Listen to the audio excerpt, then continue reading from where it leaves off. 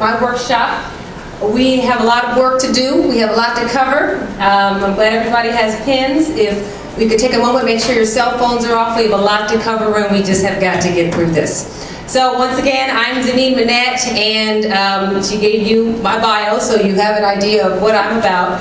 This workshop is basically going to teach you how to keep an eye on what your kids are up to make sure you know what's going on, because, you know, the times have changed and we've moved away from what they're up to and what they're in for. And me having worked in the field that I've worked in, I've been in criminal justice for over 20 years and worked in, you know, like she told you, the juvenile justice system. I also own my own private investigation firm. And let's get started. What we need to do is we need to get back to the old school parenting. And I would like for you all to participate in an exercise with me so that we can rebuild and re-strengthen ourselves. I need everyone to raise their right hand in your seats and repeat after me.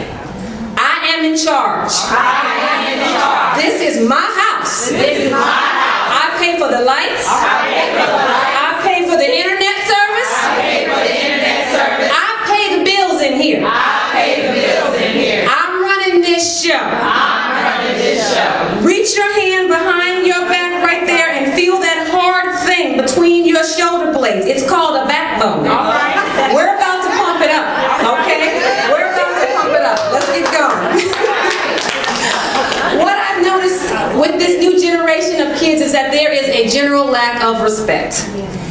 The way that they carry themselves, the way that they interact with adults, everybody's on a first name basis. When I was a kid, it was Mr., Mrs., Uncle, teacher, somebody. Now it's Sue, John, Dave.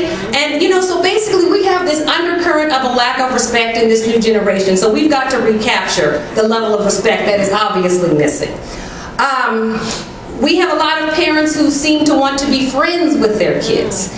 And it's okay to have a friendly relationship. It's okay to have an open relationship with your kids. But this whole business of being best friends and not wanting to step up and take that authoritative role, that's got to stop. So we've got to get back to the old school, I'm in charge parenting method and stop with all of this, we're buddies and I'm afraid to check him or her on something because I don't want to lose the friendship. We have this whole situation. I have parents who tell me, my daughter won't let me be her friend on Facebook. Let me be her friend. I say, wait a minute. Who pays the internet service? Who pays for the lights for the computer to be plugged in and to be turned on? I don't think she has the job or the capability to do that. So this if I cannot be your friend on Facebook, then you just won't be on Facebook. End of story. So we've got to get back to that. Some people think that the tactics that I am going to tell you all about are snooping. And a lot of people have a problem with the word snooping. I don't consider monitoring your children as snooping. I consider it old-fashioned parenting, and I consider it child-driven action. If my kid is coming in the house and they have their grades together, they've got themselves together, they have their attitude together, they're as respectful as a teen or whatever could be, and they seem to have it going on, I'm going to give them a little bit of space to be themselves and develop themselves. If my kid is coming home with D's and F's, looking tired, smelling like weed, pants hanging down, looking crazy with a bunch of kids with ankle monitors on their legs hanging in the van waiting for them to come on out, then we have a problem. I think that it's time for me at that point to start going a little bit farther to try and figure out exactly what may be going on with my kid. I consider it child-driven behavior. If they drive me to start smelling fingers and looking for things, then that is what I'm going to do, because this is my child. I have one chance to get this right. And if my child goes out and does something that harms someone else, they're looking at me as to why it was that I wasn't on top of the game. So I don't consider this spying. I consider this parenting and monitoring and doing what is necessary to make my child an upstanding citizen and to protect them from themselves and from others. So, you know, that's where I come down on it. I also look at this as a way for the internal monitoring mechanism of a child to kick in. If they know that you are have the ability to watch what they're doing or see what they're doing or follow up on different things that they're telling you, then that internal monitoring mechanism will kick in. If I know that a CHP officer is down there off of 580, I'm going to slow down. Not because, you know, I'm perhaps doing something wrong, but because I know that I'm being watched, and therefore I'm going to reconstruct and reform my behavior accordingly. You know, that's what I expect children to be able to do. I want us to have the tools in place for them to think, okay, you know what, maybe this isn't a good idea. Just like your employer. Certain things you're not going to pull up on the internet at work. Certain things you're not going to do because you know you're being monitored. It's okay. You don't feel spied on. You just feel like you have notice. So that's where I come down on this whole spying on your kids. You shouldn't do it because you'll break down the relationship. It's not spying. Like I said, it's monitoring and it's old school parenting. We're going to start off with cell phone safety. And I'm not going to say what age I think is appropriate for a child to have a cell phone, because that's something that you determine within your own home. You know your child's schedule, you know your child's maturity level. There are 8, 9-year-olds that may need cell phones according to their particular schedule, and there are 16 and 17-year-olds who can't handle them. So basically, you know your child and you know what's going on in your particular home as to whether or not a cell phone is appropriate for your child.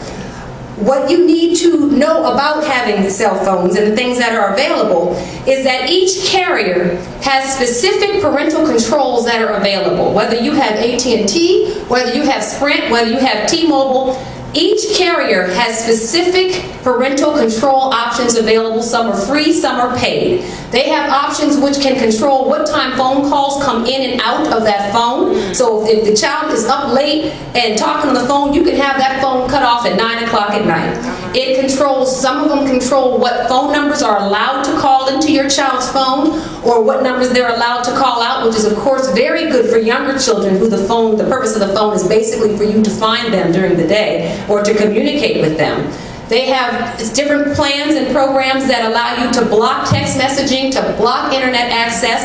My son, who just turned 18, just got text messaging option on his phone right before he turned 18 because his grades were not so good. And I felt that the only text that he needed to be concerned with was the text in the textbook. So therefore, I shut off his text messaging, and he had to earn it when I saw he was going to graduate at 18. But mom. Okay? So basically that is another option. And you need to just call your own cell phone provider and find out exactly what parental monitoring options they have available. Some of them have GPS on the phone where you can locate exactly where the phone is, which means maybe where the child is. We have an entire system called, or entire group of information called cell phone forensics. And it's new technology, cell phone forensics, F-O-R-E-N-S-I-C-S. Cell phone forensics allows you to find out pretty much any information on a cell phone that is available. Just because a person has erased information from their cell phone, it is not gone. The only way, it's just like a hard drive of a computer. You've got to set it on fire in order to get that information to be gone. Cell phone forensics, and that's something that you can Google, because there's a lot of companies that offer devices and offer software which allow you to pull information off of a cell phone. You can, if it's a phone that has a SIM card, you can pull all of the data off of those SIM cards. You can pull off all of the call history, all of the text messaging, everything that that phone has done, whether it has been erased on the device or not. Cell phone forensics. It allows you, if there's a memory card that perhaps has photographs or something else in the phone, it allows you to pull that information off of the cell phone memory card. It allows you to check out the media. It has media data recovery. It can let you know exactly what websites this phone has visited, what searches have been done on these phones, and basically you have an entire arsenal of information about what a particular cell phone has done. There are a couple of websites that I want you to be aware of. Once again, this right here, kidscellphone.net, is a website in order for you to, if you don't want to call your provider and find out exactly what options are available, this site has all of the options that are available for monitoring and for parental controls for all of the cell companies. So if you have different cell carriers in your home, or you don't want to do that, you can just go to this website and they'll list each of the cell phone providers and each of the services that are offered for parental control devices.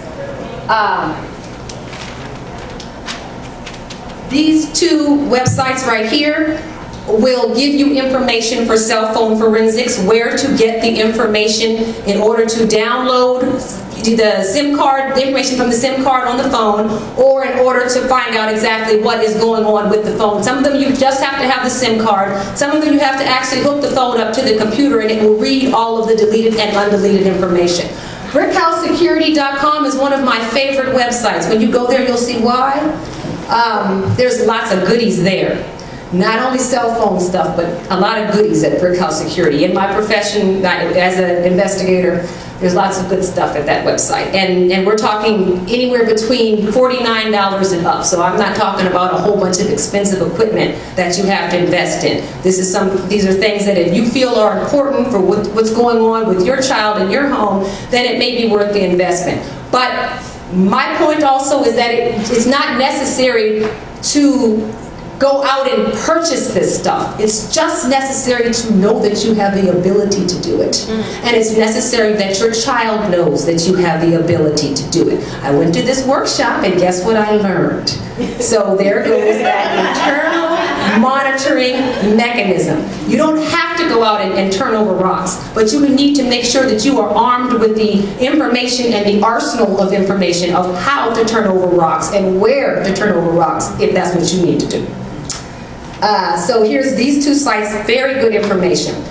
And I really need to impress upon you all to let your children know that information on cell phones, once again, is never erased. I have a homicide case right now where I am going through a stack of text messages back and forth, regardless of whether you change providers or not.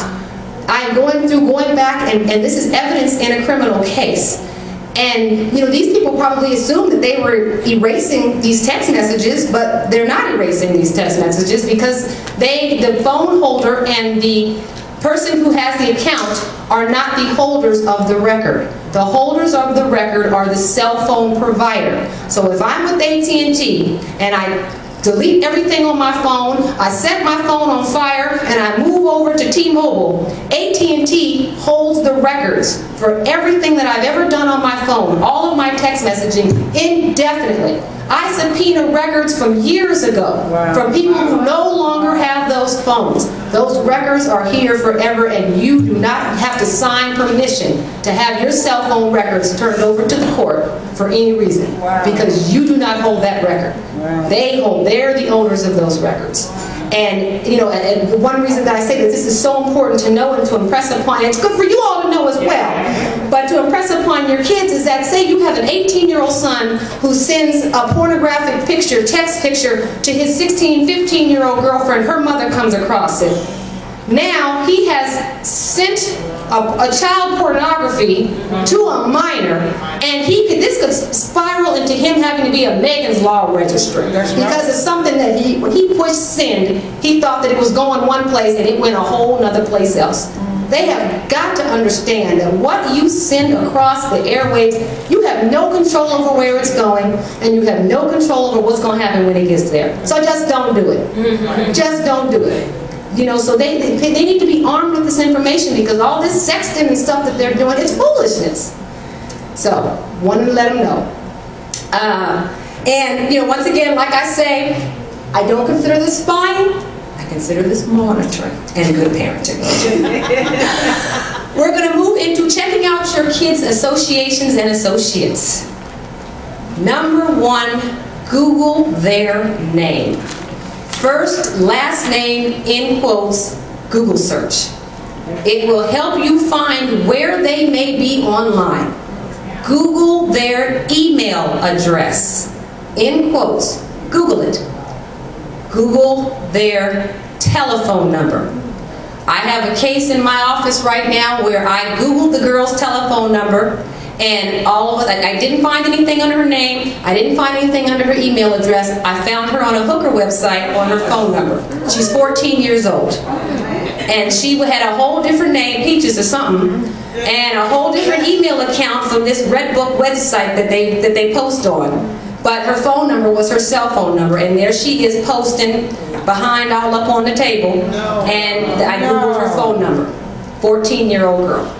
Google your kids' names, email addresses, and phone numbers, and any information that may be available to you as far as chat groups that they may be in, websites that they may be affiliated with and set up profiles on, things of that nature. You will now have that information. So that's just really something that's simple. You can do that when you at lunch, but it's real important to know. And also, you know, as far as their boyfriends and friends and love interests, pull them up. You know, look at their Facebook page. You can find out a lot about a kid by looking at their Facebook page. Look at their Twitter page. Look at their MySpace page. My daughter comes home and says, "Mom, I want to go out with him." "Okay, boo, let's look at his Facebook page." And if that's where you see the true light. Are they posing with their middle finger up, or with a bottle of this or that, or, you know, you can really tell a lot. And because of the fact that it's still your computer and your internet service and your PG&E, when you say, "Let's go pull up the Facebook page," there's not going to be an argument about that because you run the show, remember? So it's not about, "No, Mom, okay, well, you know what, you're not going. And in fact, we're going to close your account down. That's what we're going to do. We're going to pull this plug out the wall, and, you know, we're going to do this computer." I mean, you know, because we got to get real, folks. We got to get back to we got to step it up. We got to step it up and get back to getting in control of our households. We really do. So when you look, you can see their every thought, because, you know, this new voyeuristic generation, it's not important to do unless the world knows that you're doing it. So this Twitter thing, you got to tell everybody, "I'm going boo-boo. I'm going to get some soda." You know, you can tell they write everything. They put everything out there. So, you know, let's go look at your new boyfriend's Twitter page. Let's see what he's talking about every hour of the day. That's important information to find out the character. "Mom, I want to go to a party at such and such's house." "Oh, good. Let's see what the Facebook page is talking about. Oh, looks like somebody smoking weed. I guess we won't be going." So let's open up our ability to see into the lives of these kids by going to where they go to tell all their business. It's out there, so let's, you know, you put it out there for somebody, so it's going to be put out there for me right about now. Real important. Best way to find out what's going on with them. So the social networking websites, once again, gotta be your kid's friend. They have to friend you. That's got to be a requirement of them being allowed to do this.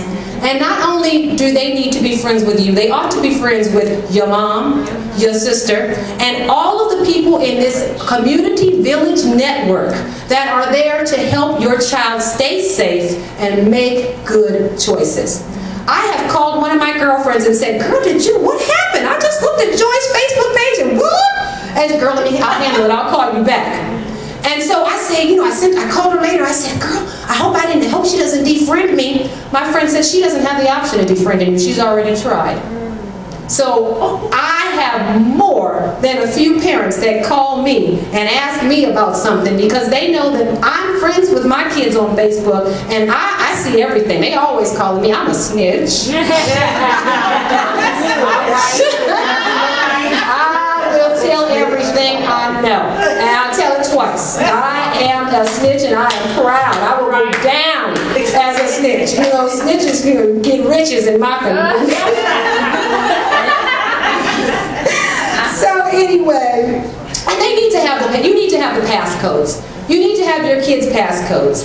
I have my kids' passcodes for Facebook and Twitter, and I don't go in there doing anything. I barely even pay much attention because, like I said, this is child-driven monitoring.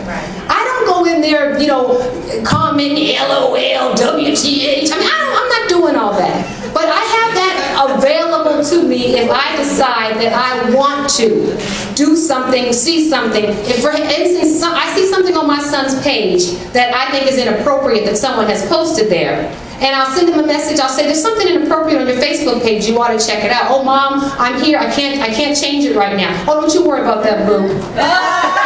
Delete. You know what I mean? Mama got it. Because this one right here, this one's mine. And his reputation is mine. I have to get, he's got to go to college on me. So I'm, you know, I don't care about it. You know. Delete. So I have this information. They have no choice. Like I said, because of the PG&E and the thing we talked about earlier. I have all the passcodes. We need passcodes. We're the grown-ups. We're the adults. Their brains aren't even fully formed until they're 25. So we have to help guide them into good decision making. That's right. So yes, we've got to, if they're going to be in this social networking thing, then we have to make sure that they do it responsibly and that we step it up to make sure that they are behaving in such a way that is not going to be detrimental to them in the future. They need to understand that their privacy settings, the privacy settings on their accounts. The world should not be able to find your child. Your child should not be in a volleyball game at her school and then have some pedophile be able to find her on Facebook and be able to see all of her pictures. You need to go into the privacy settings with your child and explain to them that we need to close ranks as far as photographs and information about your child should be visible to friends and maybe friends of friends, or maybe people in a very small defined network like their school friends. It should not be everyone. Somebody in Russia should not be able to see my daughter's picture with her friends at a picnic. That's inappropriate. So that their profiles need to be private. They don't need to be making friends with those people anyway. So why should those people be in your business? That's not okay. So we've got to make sure that those privacy settings are clamped down and that there are just certain things that are not visible. My Facebook page, my children's pictures are not visible to anybody but just my friends. And I don't have a whole lot of those because I know good and well I don't have time for the few I have. So I really can't have 300-400 of them on the internet.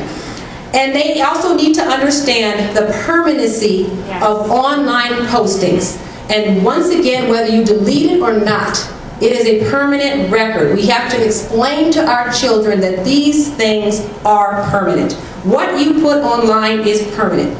Does the name Alexandria Wallace ring a bell to anybody in this room? I'm sure it doesn't.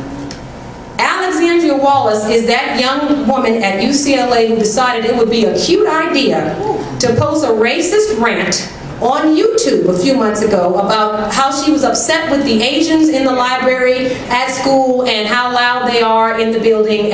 She thought that was a good idea. She pulled that down within probably a day of doing it, but it doesn't matter now, does it? Because you Google Alexandria Wallace, and that video has been captured and put so many other places. And there was a big brouhaha about whether or not she should be expelled, she should be punished. She shouldn't have been any of those things because she is screwed. She has ruined herself. Nowadays, when you go into a job interview, they Google your name. You Google her name, they're going to say, oh, she's a racist. I'd rather hire an expert. I mean, you know what I'm saying? She's ruined her reputation because of something that she thought was clever and funny and innocent, but now that woman's name is out there and is associated with this, and she's just like Monica Lewinsky trying to get a date. There's certain people that are going to have a difficult time getting over that hurdle because of the fact that their reputation has preceded them.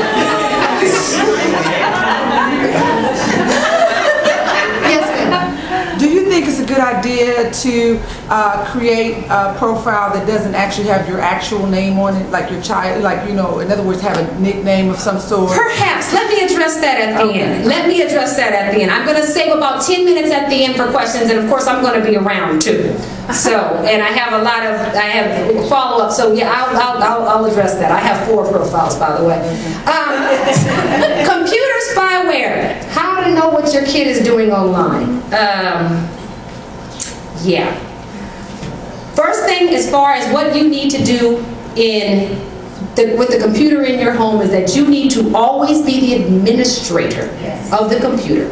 You need to have your passcode and your profile as the dominant passcode and profile on that computer, which means nothing happens without your knowledge. You change, you add the hardware, you remove it. You are the administrator of the computer. The computer, of course, must be in an easily monitored area. It should not be in the bedroom, facing the window, so that you've got to announce you're coming when you come into the room. The computer, if it's not going to be in some central location right here by where you're cooking dinner, it needs to be someplace that you can get to in a moment's notice without having to, like I said, announce your comings and going. My kid's computer is downstairs in the area where they do homework. I have to go downstairs, but when I turn that corner, which sometimes I turn just like that, I can see the screen facing out. And I have mastered, y'all getting down them stairs. I'm running my socks. And thankfully, there's been nothing inappropriate going on to my knowledge, but sometimes there may be some YouTube videos when we're supposed to be doing some chemistry. So that's when I have to, you know, come on, let's get it rolling. Let's get back on track. But because of the fact that they know where the computer is, and that they know how quickly I can get around that corner, that internal monitoring mechanism kicks in. Just like we do when we see the red light cameras or whatever else is going on. It kicks in and we behave ourselves and adjust our behavior accordingly as adults. So they need to be doing the same thing. You need to explain to them the crucial and important aspects of internet safety, that when you turn on that computer and you get online, you are allowing millions of people to come into your home when you go to these websites and when you're in these groups and online having these conversations. Millions of people have now come into your home. They need to understand that.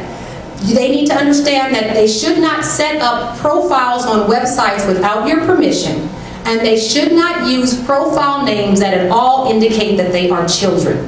You know, I'm a kid, or kid for you, or, you know, 1995 Sally, you know, something. They cannot have profiles that at all would indicate to anybody who's looking at that particular profile that this is a child that they're dealing with.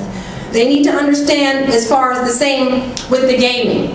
A lot of kids do this online gaming, which I think is something that can be very dangerous, especially when it's younger kids, because you're on these headphones. I hear my son, my 16-year-old son, on these headphones, and I'm like, who are you talking to?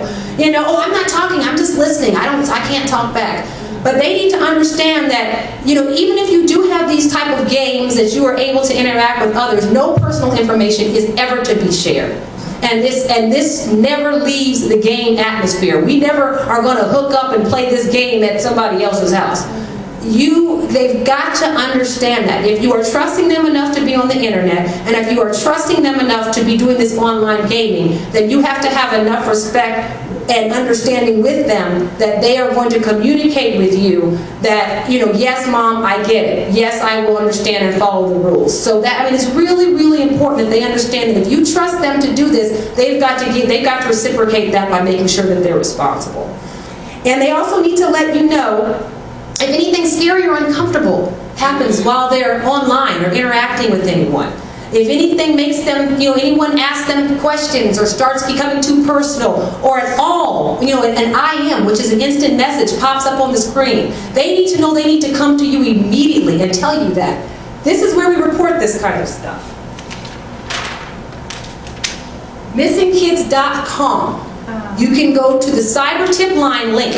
It's the Center for Exploited and Missing Children's website. But if you go to www.missingkids.com and click on the Cyber Tip Line link, you can report any suspicious behavior, any inappropriate behavior that has happened to your child while online. You give them the information as far as the site, what happens, and they'll investigate it. So make sure your kid feels comfortable coming to you, and that they need to understand that if anything happens, if anything out of pocket goes on, they need to come and tell you right away. We have, as far as the, you know, say we've got the kid that maybe is not so interested in being so forthcoming with information, and you may find that you need to do a little bit more checking about what's going on your home computer. The computer that you pay for, that's in your name and that's hooked up to your PG&E. We have different types of computer spyware that is available, and some of them are my favorites. One particular kind of computer spyware that's for your Mac or your PC is called Spectre Pro. Spectre Pro.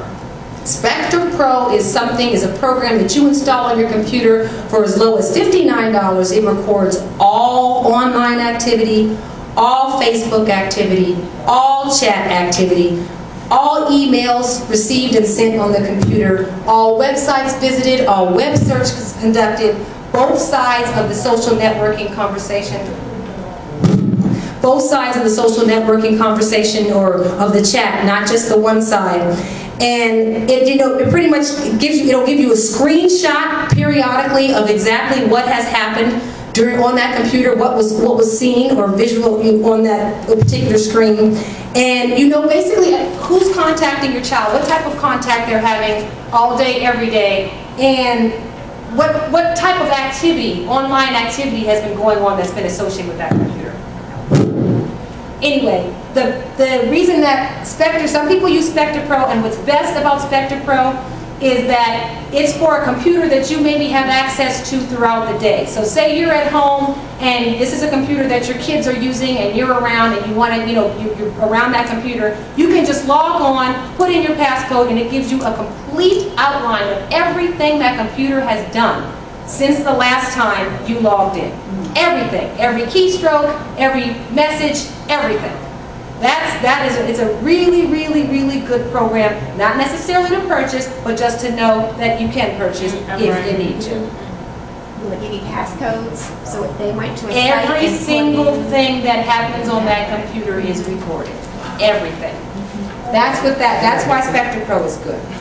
eBlaster is for when you are not where the computer is. eBlaster is something that you load on the computer, you enable it with an email address, and it emails you all of the information that the other one has that you can go on and look at whatever intervals you would like it to email you. It can email you once a week, once an hour, once every 10 minutes. And that's good for when you're at work and the kids are at home. Or when you're out of town and the kids and their friends are over. Whatever. It will email you the same information that Spectre Pro will give you, all of that, but it will send it to your remote computer wherever you are. And once you put this on the computer, you never have to do it, you never have to go back and reload anything else. You can change all the settings remotely from the computer that it's being sent to, wherever that is, if that's your phone or whatever. You can change all that information remotely. You don't have to go back in and do anything. Now, it's not an issue of having to sneak around and put it on the computer because it's your computer. Right. So if that's something that you feel you need to put on the computer, I'm putting this on the computer. And it's going to be on the computer, and I'm just telling you that now. It's not anything that we have to, as long as you own the computer and it's in your home and it's your internet service and it's yours. You can't go put it on somebody else's. But if it's in your home and it's your computer that you have the right to load this software onto, then by all means, if you feel that that's what you need to do, then you need to go for it. There is the third one, which is eBlaster Mobile. And that one is, of course, for Android and Blackberries. They're working on it for the iPhone right now. It's probably done by the time this meeting is over. And basically that sends you all the messages, all the history as far as text messages, web history. It even has a GPS location component that can email you where your kid is, where the phone is. So if the child says that they're going to the library and the phone is over here at the party, then there's a discrepancy in information and verbal, checking in. So basically it just gives you all the information about where that phone is. And of course, if the phone is lost and you need to find your child's phone, that's helpful as well. So of course, this is outside of monitoring, but it basically just tells you where that phone is. And it also, the voice calling log, of course, this one will give you all of the information as far as what phone calls have been made on this particular phone. And, photos. Photos taken by the phone, by the Android, whatever. It emails you immediately all pictures of the phone takes. Okay, so that's eBlaster Mobile. The best place to go to find information on these programs, there's other types of computer spyware programs, there's other types of cell phone spyware programs. These are my favorite. They've been around the longest, they're the most updated, they're the most accurate. SpectreSoft.com is where you go to find all of the prices and information. This stuff starts at $49, $59. I'm not talking about $300, $400 programs. I'm talking about something quick, effective, and sometimes necessary. And like I said, it may not be necessary to have. It's just necessary to know that you can have it if you need it. So in terms of, you know, when we're dealing with computer safety, there are internet browsers that are kid-friendly, that we don't have to worry about all this, especially for our younger kids that may be doing, you know, their 4th grade science project or their state's project in 5th grade or missions or whatever they're doing. I have a list of kid-friendly browser sites. All of these are kid-friendly. Kidzwe.com, Zoodles.com, kid-surf.com, kiddos.net, and buddybrowser.com. A lot of these have time restrictions where after a certain amount of hours the site will time out. There are no pop-ups on these sites. They have kid-friendly videos and music on these sites. You know, they're parent and kid-friendly. The kids can go get the information they need. And like I said, they don't need to, you know, there's not all kinds of pop-ups and spam and random people, you know, instant messaging you. So this is for your littler kids who may want to go on there and play some games. You know, so 4-year-old may want to get on there and play some Disney game or something.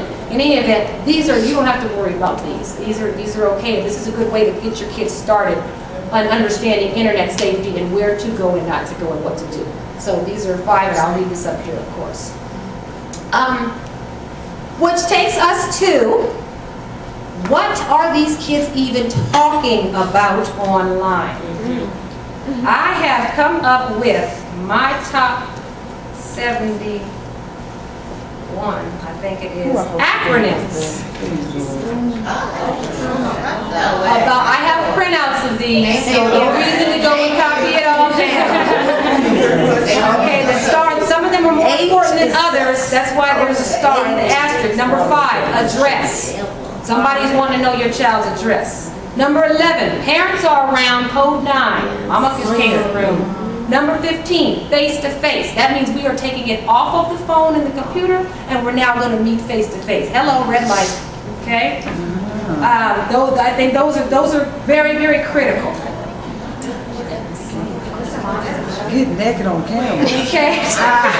Number 26 is alarming. In real life, which means we're going to once again take it out of this cyber venue, and we're going to take it in real life. Let's meet in real life. Okay. Number 34, keeping parents clueless. About what? What, boo?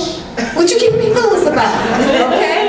Let's all get let's do this together. Okay? Like I said, I have all these printed out, so no reason to try to copy them down. I'm totally clueless. Once again, let's meet in real life. Okay, MOS, number 41, mom over shoulder. Okay, red light. Number 43, not a lot of people know that. Not a lot of people know what, boo? What does no one else know that you and I both know, honey? Because, you know, that one is of concern. Parent alert. On my way, number 47. Where are we going? I'm driving. I'm on my way. Where are we going? Okay? 50-51, parents are listening, parents are watching, inappropriate. Obviously, it's something inappropriate. Parent in room, parent over shoulder. You know, why are we so worried about where our parents are if we're not doing anything we have no business doing? Okay? We got to step it up. They're ahead of us. We got to catch up. This is the catch-up meeting. Okay, they're going to be mad at me. Are you over 18? Why? What do you want me to be involved in with you that I need to be 18 for? Okay? Send to receive. That means I'll give you my information, but you have to give me yours first. So we're going to exchange some type of information here. You have to send yours before you can get mine. Okay? And want to go private, which means we're going to take our conversation off the public chat room venue and we're going to talk in private, either in person or on some type of a private conversation, private chat. This is real important stuff, folks. This is what they're talking about. I'll give you all a printout, and if we run out, you email me and I'll send you one. Okay?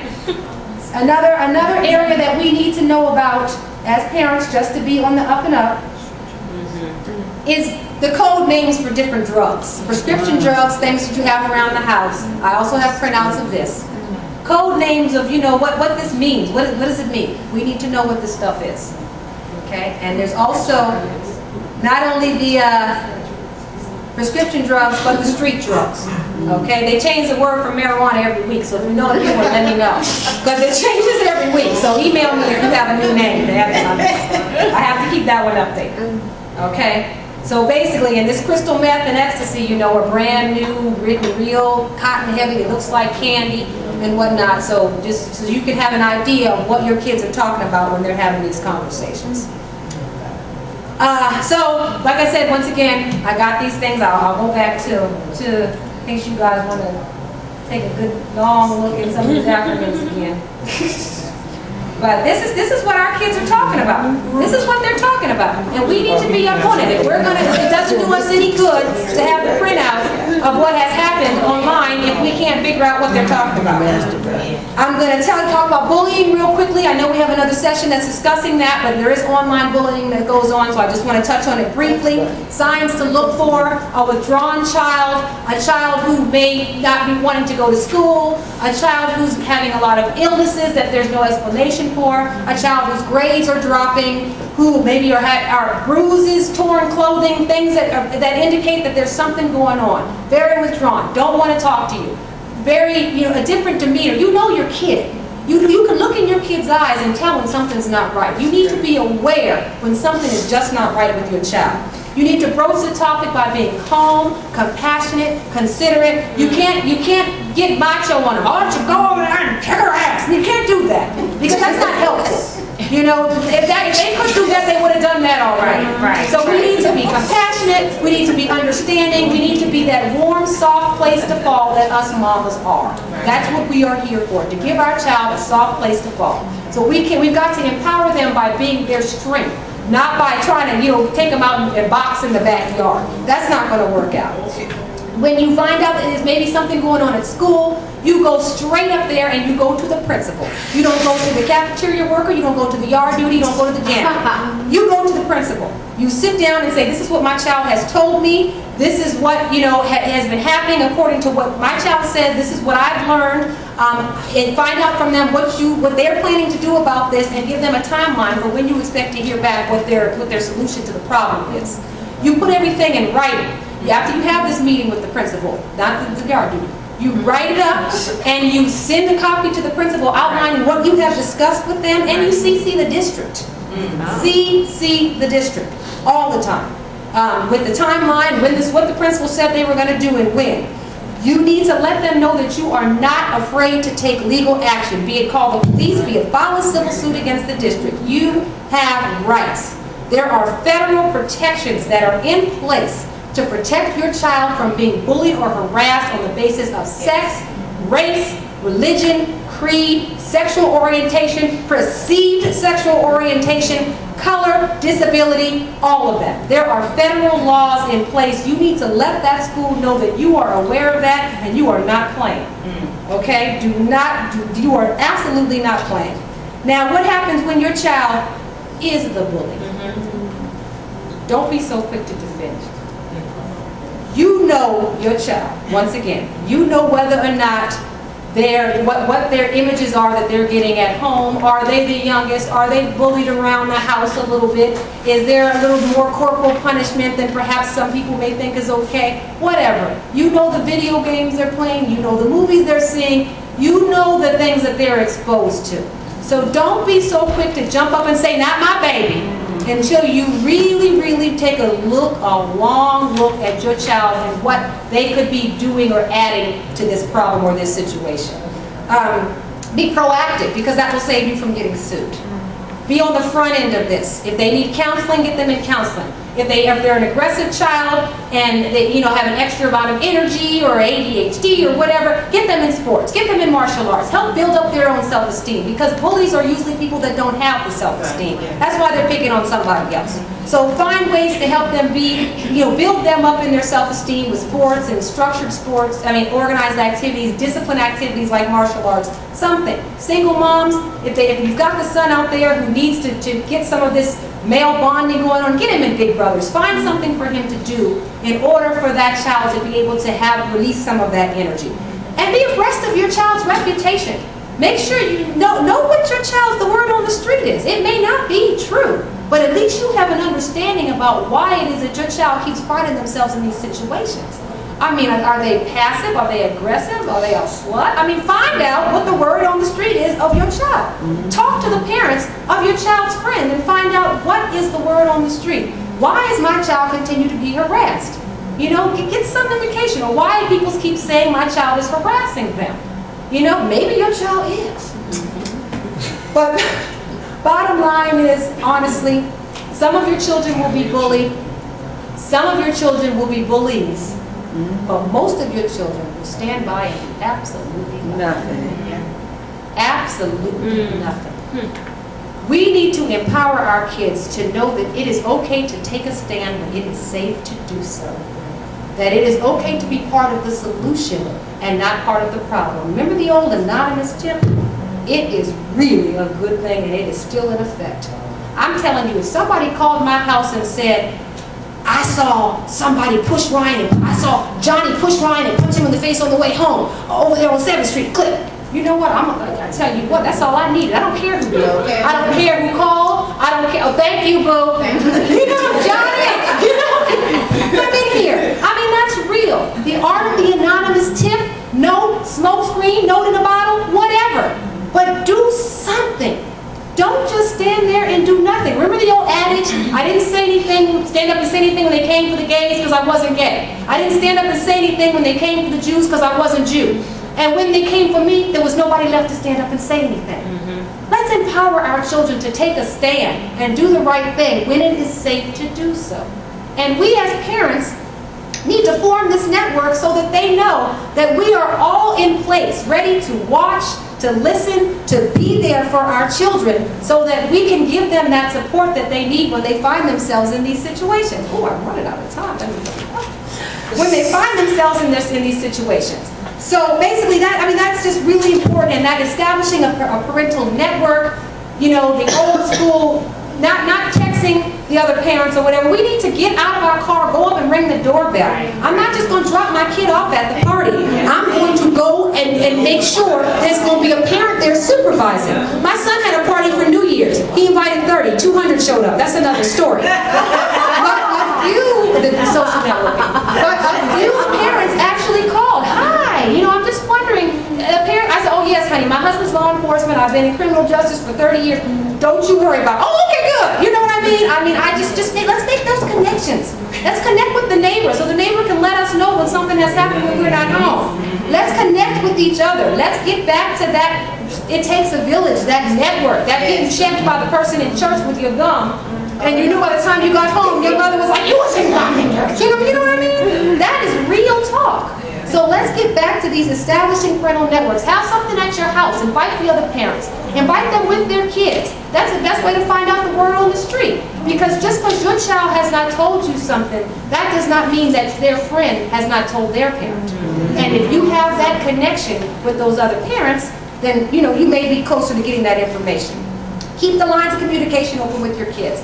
You need to have 7 bridges of communication with your kids. 7 bridges into their lives. A sport you share together, an activity that you do together, watching American Idol. A hobby that you do together, bicycling. A church activity that you go to, a school activity. You need to have 7 bridges into your kids' lives so that you can always get to them and get the information that you need from them. 7 bridges. And turn the music down in the car. Turn it off. Let's have a conversation. Let's listen to the news. Let's talk about some things that are going on. You know, teachable moments. Look at teachable moments.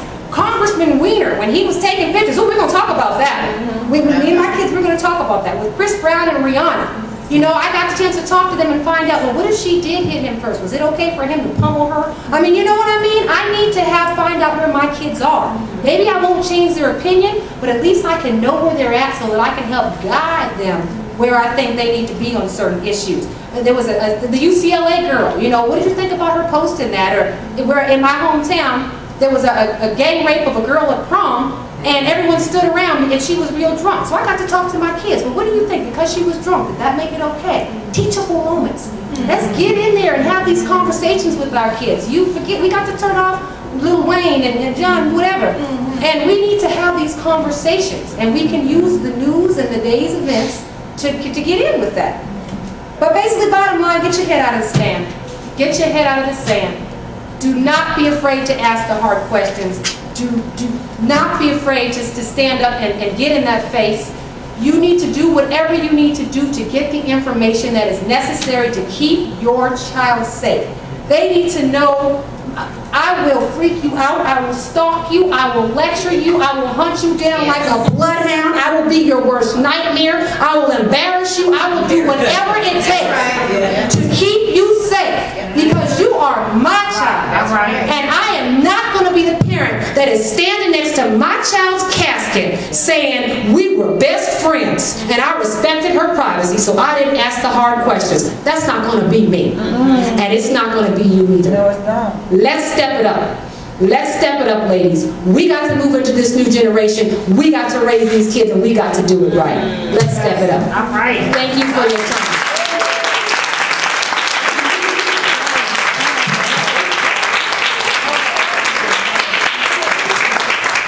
Do I have time? I have time for questions? Okay, yes. Yes, my children are 9 and 7, and we have a computer where everybody can see it, but I don't feel comfortable because I don't know how to check or have anything on my computer that prevents them from going to any sites that I may disapprove of. So I don't know what I should be doing. You can put blocking spyware on your computer that blocks sites. Now I'm more inclined to go that route than do the blocking, because it also blocks out educational sites and things like National Geographic because it says there's nudity. So, you know, it's a little more difficult, but you need to let them know that you're going to be checking on them, even if you're not. They need to feel like you are. Yes. And be with them so that you can see, you know, what they're doing, and there are ways that you can go into the computer and just look at the history, and an older child can show you how to do that on your computer. If you pay them $10, they will come over and show you how to do it on that. Honey, trust me. Okay. I have done it. Yeah, speaks from experience. Yes, ma'am. How do you feel, or I guess what to say about looking on Facebook as potential candidates? I work at the university, and we've been Facebooking some of our candidates. I absolutely agree with it, because if somebody puts it out there, then they must not be too concerned about the privacy of it. I feel like if you're going to post it online, if you're going to post something online, that it must be okay with you, whatever the ramifications of that are. I just really, people are so out there now. And you know, if they are not smart enough to recognize the consequences of having put something online, then they're probably not smart enough to come work for you. Talking like people with PhDs. Exactly. And see, they need to know, I mean, congressmen are sending their penises across the internet. I mean, you know what I mean? Hello. So it's just, you just wonder, it's the end of reason. I have absolutely no problem with that. Absolutely no problem whatsoever. As long as you're not hacking into something or using illegal means to obtain information, I have absolutely no problem with that. I mean, I don't think people realize, and you know, I'm just a secretary sitting behind the desk doing what the boss told me. But you make friends with somebody, and you never know who knows somebody who lets you in to see something. I find so many witnesses that way. If I have the name of one witness to an incident, I go to their friend list. And I go and find all the other witnesses, and I get so much information. Next thing I know, I've subpoenaed everybody. But I do, girl, I have a good time. Yes. You said with Spectre Soft that anybody can buy it. Yes. Is that then also? It's absolutely legal. It's for you. Everything here is No, for I you. mean, but other people can spy on us as well. They can spy on you if they can get to your computer and put it on your computer. Of course. You have to be, the computer has to be something that is yours. You can't send it to attach it to someone else's computer. Okay. It has to be actually loaded onto your hard drive. In the proper. And when you say you have to be the administrator, What does that exactly At the mean? beginning, when you first log onto the computer, when you first go into it, you have to set it up, and you have to set up an administrator password. Remember that $10? Because I'm like you. A calculator was all I could do for the longest. Okay. Can you answer about the multiple profiles on Facebook? Yes, I have multiple profiles for different reasons. Because I have my personal profile, and then I have a profile that I use for other things. I'm okay with that. Facebook may not be okay with it. I don't think they want you to do it, so you may get in trouble for it. But you know, I don't know if they're going to really come knocking on the door. So you use your best judgment. Are they attached to different email addresses? Mine are all attached to different email addresses. Yes, ma'am. For like the Spectre Pro and the E-Blaster, those are computer specific. So it's like one computer program per physical PC, right? Yes. Okay. Yes. So if you have a PC and a laptop, you have to get like 2 of the programs for Yes. each? Okay. Yes, ma'am. Yes. Yes. What were the 7 bridges into your kids' lives? What's your name? Oh, I have several. Church, a sport that you play together, a hobby that you do together, a particular program that you may, like I said, me and my daughter watch American Idol and football together, a church activity, you may go hiking together, there may be a board game you play, just 7 different bridges, 7 angles. You can't just it just can't be all about school. But school is one of the bridges. School and a hobby.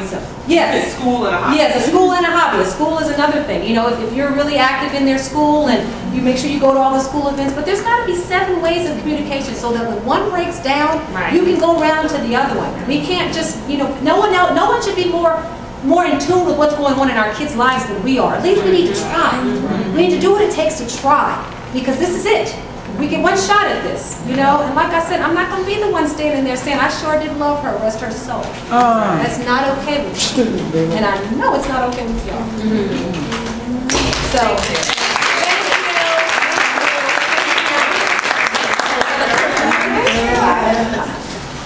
Ladies, Miss Manette will be in the marketplace, so if you all can ask further questions. And I want to thank her so very much. You're so welcome. I know I got a wealth of information. Yes. And I hope you all did too. So you all can see her there. And don't forget, we can try to get her email address to get some of these codes and the drug names and things like that. And I think this is a great way to kick off our parenting portion of our conference. The Mocha moms would like to present